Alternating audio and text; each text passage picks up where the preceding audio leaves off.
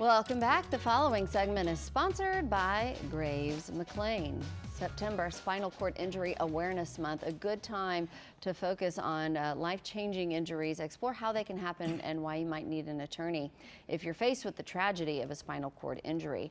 We welcome Chad McLain of the Graves McLain Personal Injury Law Firm. How are you, Chad? I'm good, thanks. Good. Well, okay, so it's kind of an important time to just bring about and talk about just how debilitating these spinal cord injuries can be. For sure.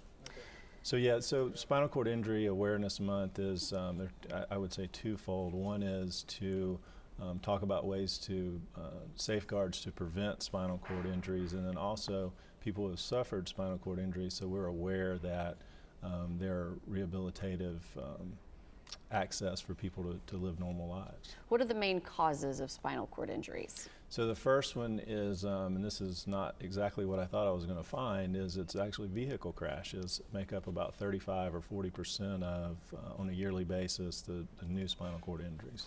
Okay, and you said that you thought, I think sports is going to be really high up on the list, but in fact it wasn't.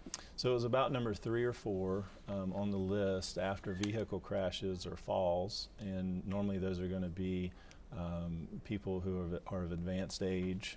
Most of them happen in the home, and also children. And it's just because we don't pay attention to what we're putting up, and we walk around at nighttime, or one of the kids left something out and we fall and we didn't know it was there. So right, but it's we need to keep a good eye on some of the kind of 65 and older kind of crowd, correct? Exactly. All right, so and what do we do to kind of promote prevention? Well, first of all, be aware of the things that can cause spinal injuries, and like I said, vehicle crashes. So the same things that we talk about to prevent vehicle crashes, like don't text and drive, pay attention to what you're doing, be aware of, always be a defensive driver is what I like to say. Assume that somebody's going to run the red light, assume that somebody's going to run the stop sign, so even if you think you have it, be very careful and cautious when you're approaching intersections. Isn't it amazing how many people you see hanging out on their phones while they're driving these days? You know, it's interesting. I saw even in the past couple of days, and not only are they still on their phone, they're holding it up above the dash. And so it becomes like, I mean, if you're going to do that, why would you hold it above the dash? But yeah, it's pretty bold. Yeah. And so you said people who have loved ones who have spinal cord injuries, it's important to know that there are opportunities for them to sort of live normal lives, as normal as they could be.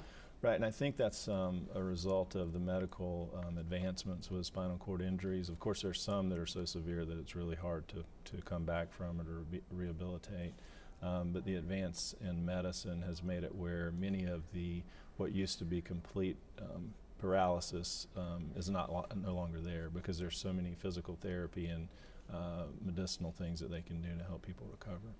And when you talk about spinal cord injuries, how does your law firm kind of come into play? Well, if you believe that you have suffered a spinal cord injury through no fault of your own, if it's a vehicle crash, a slip and fall, a truck accident, you can call our office for a free consultation, and we'll talk to you about what happened to see if there's some way we can help.